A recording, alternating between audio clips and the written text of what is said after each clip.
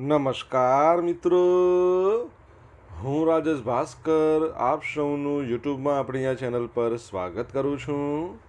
મિત્રો, આજે આપણે તારીખ 3 મે 2025ના કેટલાક મોસ્ટ ઇમ્પોર્ટન્ટ કરંટ અફેર અને અગાઉની પરીક્ષામાં પૂછાયેલા કેટલાક ઇમ્પોર્ટન્ટ પ્રશ્નો વિશે ડિટેલમાં ચર્ચા કરીશું, જે આપને આવનારી પરીક્ષા માટે ખૂબ જ ઉપયોગી સાબિત થશે. તો મિત્રો, આપ આ ચર્ચા સાથે જોડાઈ રહેજો અને વિડીયોને પહેલેથી લઈને છેલ્લે સુધી પૂરેપૂરો જોવાનો આગ્રહ રાખજો. તો ચલો મિત્રો, શરૂ કરીએ. શરૂઆત કરતાં પહેલાં જણાવી દઉં કે જો તમારે આપણી આ યુટ્યુબ ચેનલને સબસ્ક્રાઈબ કરવાનું હજી પણ બાકી હોય તો ચેનલને સબસ્ક્રાઈબ કરજો, નોટિફિકેશન બેલ આઇકોનને પ્રેસ કરીને, અને જો તમને વિડીયો પસંદ આવે તો વિડીયોને લાઈક કરજો. પરંતુ તમારા જેટલા મિત્રો છે એ બધા મિત્રો જોડે આ વિડીયોની લિંકને શેર અવશ્ય કરજો. તો શરૂઆત કરીએ.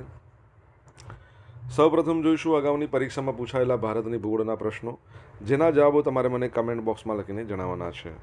વિડીયોના લાસ્ટમાં જ્યારે હું તમને આ દરેક પ્રશ્નના જવાબ જણાવું ત્યારે તમારે ચેક કરવાનું છે કે તમે આપેલા પ્રશ્નો જવાબમાંથી કેટલા પ્રશ્નો જવાબ સાચા છે, અને જેટલા પણ પ્રશ્નો જવાબ સાચા હોય એનો આંકડો તમારે કમેન્ટમાં લખવાનો છે કે 10માંથી આટલા સાચા છે. ડેલી જીકે ટેસ્ટમાં આપણે રોજ 10 પ્રશ્નો પૂછીએ છીએ, જેમાંથી 5 પ્રશ્નો ભારતની ભૂગોળના હોય છે. બાકીના જે 5 પ્રશ્નો છે એ ભારતના ઇતિહાસના પ્રશ્નો છે. તો તમે તમારા આન્સર આપો નીચે કમેન્ટ બોક્સમાં, અને હું આજના કરંટ અફેરનો પ્રથમ પ્રશ્ન છે એની શરૂઆત કરું છું. પ્રથમ પ્રશ્ન છે કે ગુજરાતમાં બીજું ગોલ્ડ એટીએમ કયા શહેરમાં ખુલ્લું મૂકવામાં આવ્યું છે? તો જવાબ આવશે ગાંધીનગરમાં. કઈ જગ્યાએ? ગાંધીનગરમાં. તો તાજેતરમાં ગાંધીનગરમાં સેક્ટર 2માં બગીચો છે, ત્યાં ચારવેદ કોમ્પ્લેક્સમાં ગોલ્ડ એટીએમ ખુલ્લું મૂકવામાં આવ્યું છે, જેમાંથી 24 કલાકમાં ગમે ત્યારે સોનું અને ચાંદી ખરીદી શકાશે. ગાંધીનગર ઉત્તર વિધાનસભા બેઠકના ધારાસભ્ય રીટાબેન પટેલ એમણે આ ગોલ્ડ એટીએમનું ઉદ્ઘાટન કર્યું હતું.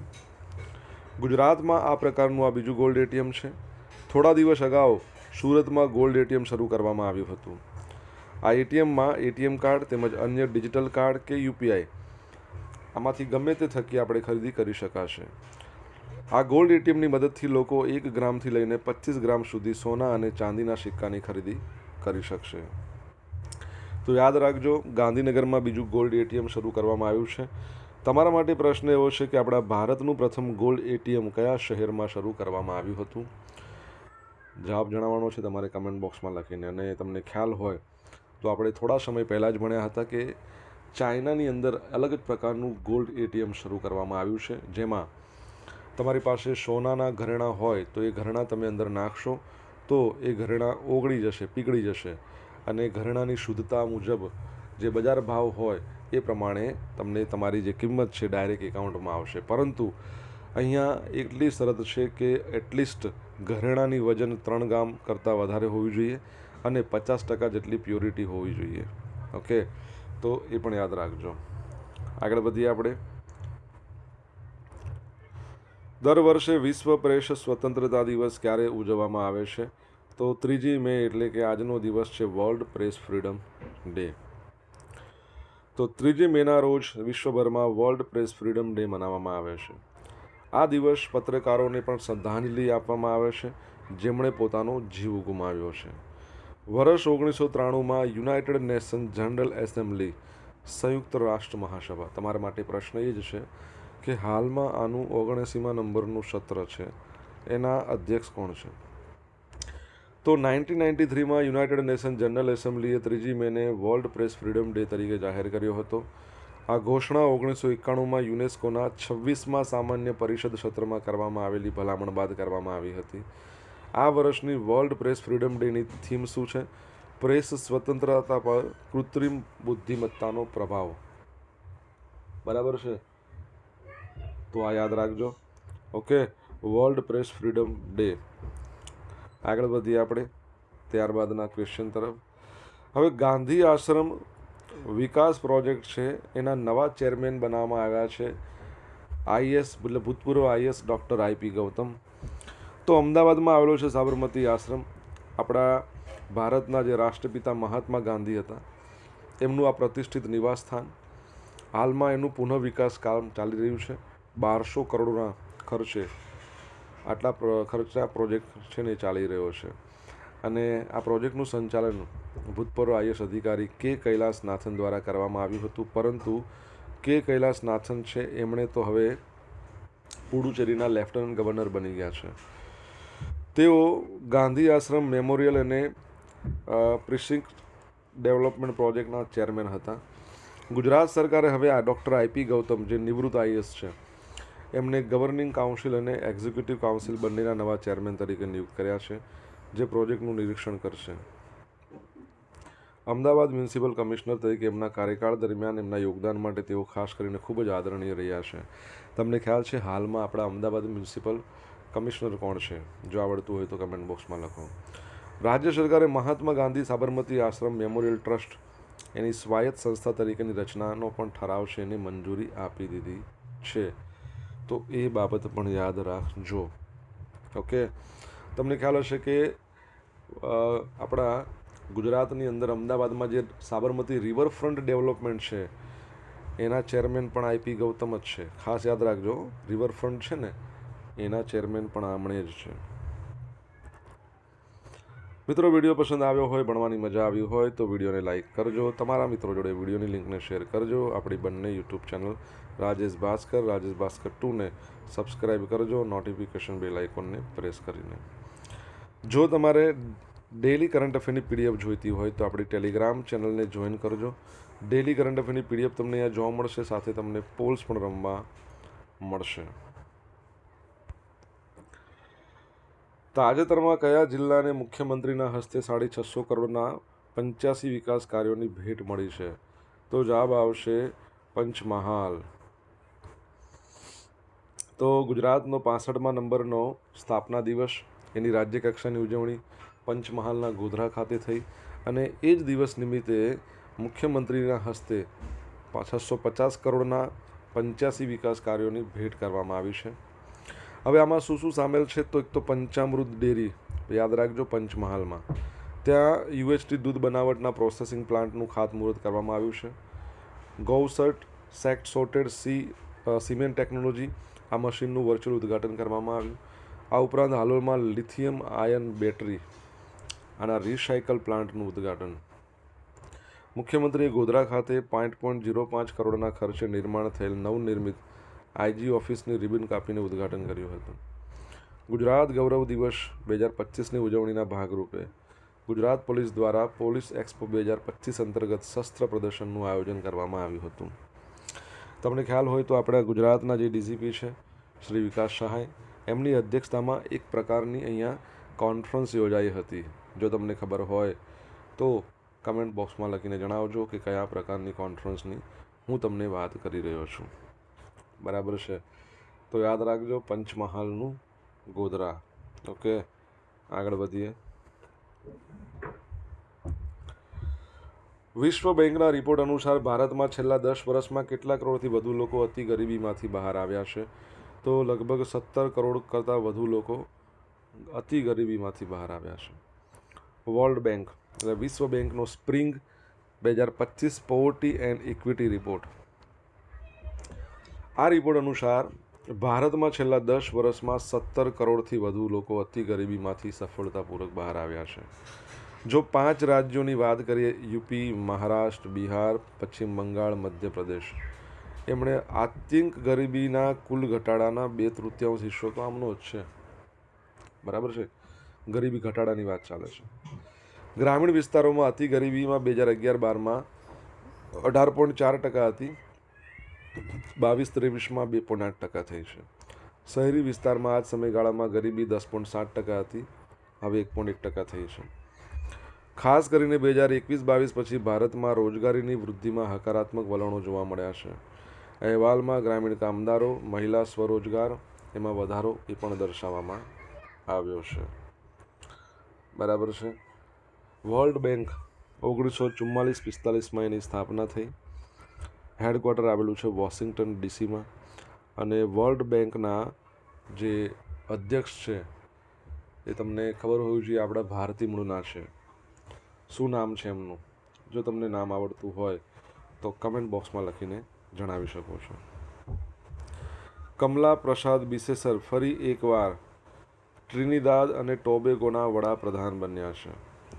તો ટ્રિનિદાદ અને ટોબેગોનું નેતૃત્વ કરનાર પ્રથમ મહિલા કમલા પ્રસાદ બિસેસર તાજેતરની સામાન્ય ચૂંટણીમાં વિજયી બની છે. ફરી એકવાર તે વડાપ્રધાન બન્યા છે. તેમનો વિજય આજે કેરેબિયન રાષ્ટ્રની રાજકીય ગતિશીલતામાં મોટો ફેરફાર દર્શાવે છે, કેમ કે યુનાઇટેડ નેશનલ કોંગ્રેસે લાંબા સમયથી ચાલતા પીપલ્સ નેશનલ મૂવમેન્ટને હાંકી કાઢ્યું છે. આ એક મૂવમેન્ટ ચાલતું હતું. હવે કમલા પ્રસાદની વાત કરીએ, એમના માટે તો આ એક નોંધપાત્ર પુનરાગમન કહી શકાય. અગાઉ 2011થી 15 સુધી એમણે સેવા આપી હતી. રાજકીય ઉથલપાથલ એવા સમયે આવી છે જ્યારે આર્થિક પડકારો અને વધતા ગુનાદાર દરો છે દેશના ભવિષ્ય અને ચૂંટણીને ખૂબ જ મહત્વપૂર્ણ બનાવે છે. ટ્રિનિદાદ અને ટોબેગો એની જો આપણે વાત કરીએ તો એની કરન્સી છે ટ્રિનિદાદ એન્ડ ટોબેગો ડોલર. એનું કેપિટલ બહુ અલગ જ પ્રકારનું છે. પરીક્ષામાં જો તમને પૂછાય ને તો ભૂલ થવાની શક્યતા ખરી, બરાબર છે. જો તમને એનું નામ આવડતું હોય, એના કેપિટલનું નામ શું છે, તો તમે કમેન્ટ બોક્સમાં અવશ્ય લખીને જણાવો. બરાબર, આગળ વધીએ. સોશિયલ મીડિયાના માધ્યમથી તમે મારી જોડે કનેક્ટ રહી શકો છો. મારું ઇન્સ્ટા આઈડી rajesh.i.bhaskar છે. મારું ફેસબુક આઈડી છે RI ભાસ્કર, અને ટેલિગ્રામ ચેનલ આપણી તમને ખબર જ છે રાજેશ ભાસ્કર નામની છે. ટેલિગ્રામ ચેનલમાં તમને ડેલી કરંટ અફેરની PDF રોજ મળે, રોજ ડેલી ફ્રીમાં. તમને રોજ પોલ્સ પણ રમવા મળે છે. અને મિત્રો, જો ભણવાની ખરેખર મજા આવી હોય ને તો ફક્ત એક જ વખત લાઈક કરવાનું હોય. હું આટલી જે મહેનત કરી રહ્યો છું, બરાબર છે, એક પણ રજા વગર સતત ડેલી કરંટ અફેર, એક પણ રજા વગર તમને એની PDF પણ મળે રોજ. તો હું જે પ્રયત્ન કરી રહ્યો છું એ તમને પસંદ હોય, તમને એનાથી બેનિફિટ થતો હોય તો એક લાઈક આપવાનું છે, અને તમારા મિત્રો જોડે આને શેર કરવાનું, એમને પણ થોડો લાભ લેવા દો. તમે જે તે સોશિયલ મીડિયા એપ્લિકેશન વાપરતા હોય, WhatsApp, Twitter, Instagram, Facebook, Telegram, signal threads. બીજું, આપણી ચેનલ જો સબસ્ક્રાઈબ હજુ પણ ના કરી હોય તો સબસ્ક્રાઈબ કરી દો, નોટિફિકેશન બેલ આઇકોનને પ્રેસ કરીને. તાજેતરમાં કયા રાજ્યના પેન્શનરો માટે હયાતીની ખરાઈ સેવા હવે નિઃશુલ્ક ઘર આંગણે થશે? બોલો. તો આપણા ગુજરાતમાં તો નાણામંત્રી છે કનુભાઈ દેસાઈ.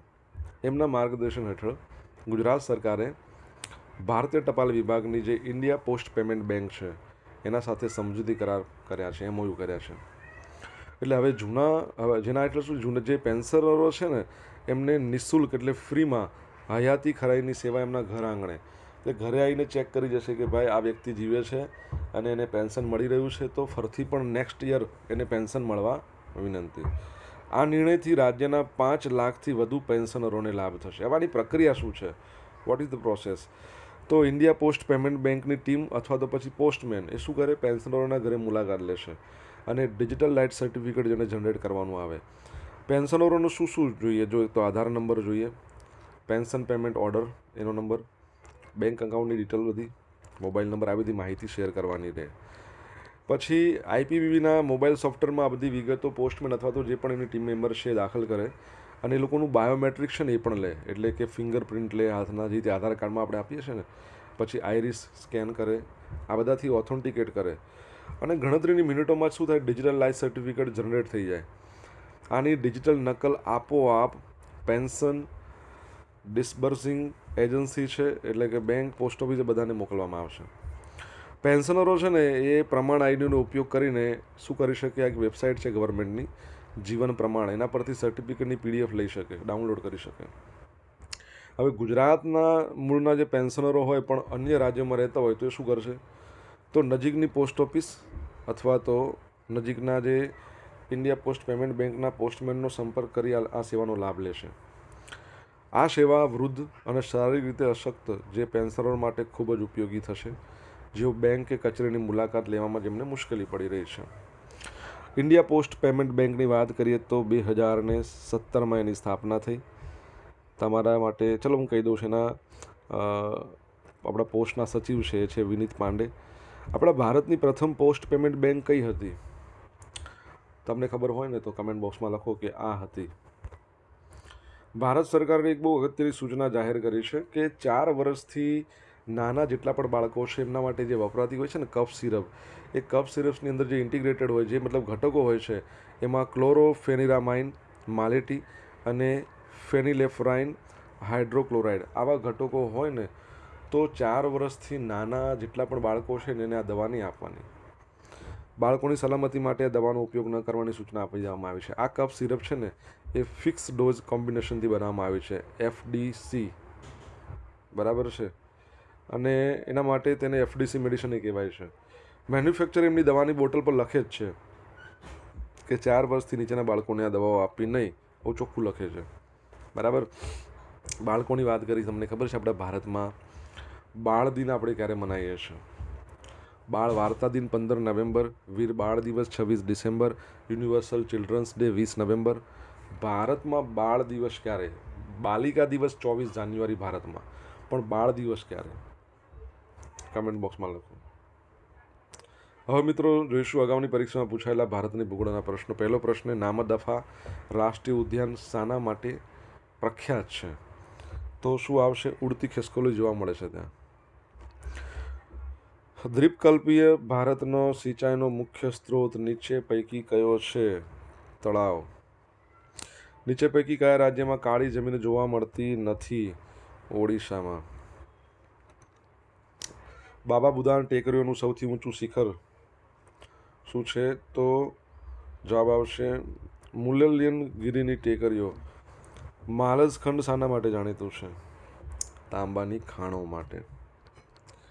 હવે મિત્રો જોઈશું અગાઉની પરીક્ષામાં પૂછાયેલા ભારતના ઇતિહાસના પ્રશ્નો.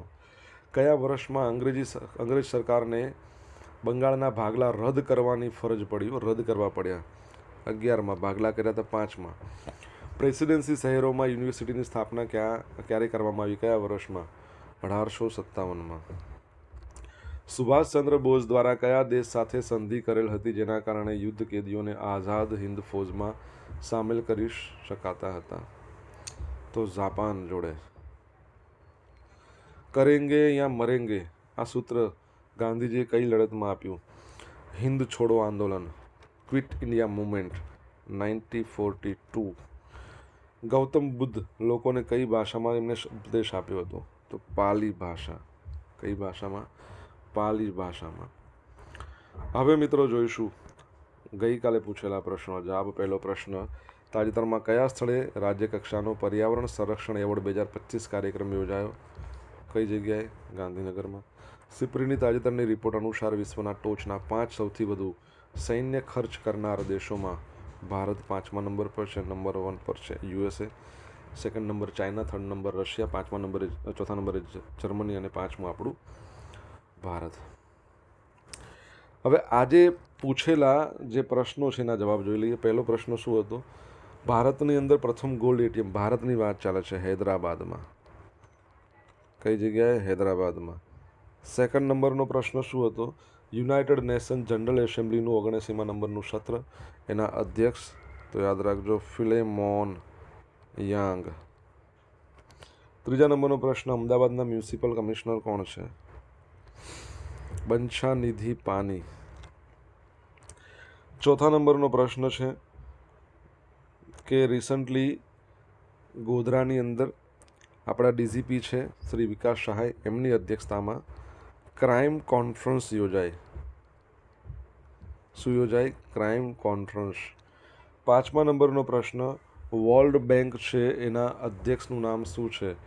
તો યાદ રાખજો અજય બંગા. શું છે? અજય બંગા. 6થા નંબરનો પ્રશ્ન, ટ્રિનિદાદ એન્ડ ટોબેકો એનું કેપિટલનું નામ શું છે ખબર છે? Port of Spain. Port of Spain કેપિટલનું નામ છે, બોલો. 7મો પ્રશ્ન, ભારતની પ્રથમ પોસ્ટ પેમેન્ટ બેંક કઈ હતી? એરટેલ. કઈ હતી? એરટેલ. બંને જાન્યુઆરીમાં જ થઈ હતી, પેલી લગભગ શરૂઆતમાં અને IPPB છે એ 30 જાન્યુઆરીએ. પેલું પણ જાન્યુઆરી, પણ એની ડેટ લગભગ મને યાદ નથી, પણ 7-8 તારીખની પહેલાંની આસપાસ છે. ભારતમાં બાળ દિવસ ક્યારે મનાવીએ છીએ? 14મી નવેમ્બરને બાળ દિવસ તરીકે મનાવીએ છીએ. ભારતના પ્રથમ વડાપ્રધાન શ્રી જવાહરલાલ નહેરુનો જન્મદિવસ. હવે જોઈશું ગઈકાલના કરંટ અફેરમાંથી પૂછેલા કેટલાક ઇમ્પોર્ટન્ટ પ્રશ્નો જેના જવાબો તમારે કમેન્ટ બોક્સમાં લખવાના છે. પહેલો પ્રશ્ન, ગુજરાતે કેટલા ટકા નાગરિકોની આભા આયુષ્યમાન ભારત હેલ્થ એકાઉન્ટ હેઠળ નોંધણી કરાવી? સેકન્ડ પ્રશ્ન, તાજેતરમાં કોને સરકારે રાષ્ટ્રીય સુરક્ષા સલાહકાર બોર્ડના ચેરમેન તરીકે નિયુક્ત કર્યા? જવાબ આવડે તો કમેન્ટ બોક્સમાં લખજો. આ હતા આજના દિવસના કેટલાક મોસ્ટ ઇમ્પોર્ટન્ટ કરંટ અફેર. સાથે આપણે જોયું અગાઉની પરીક્ષામાં પૂછાયેલા ઇમ્પોર્ટન્ટ પ્રશ્નો એના જવાબોની સાથે. આશા રાખું બધાને ભણવાની મજા આવી હશે. મજા આવી હોય તો વિડીયોને લાઇક કરો, તમારા મિત્રો જોડે વિડીયોની લિંકને શેર કરજો. આપણી બંને યુટ્યુબ ચેનલ એક રાજેશ ભાસ્કર 2 બંનેને સબસ્ક્રાઇબ કરજો નોટિફિકેશન બેલ આઇકોનને પ્રેસ કરીને. તો મિત્રો thank you so much for watching this video. Have a nice day. જય હિન્દ, જય ભારત, જય ગરવી ગુજરાત.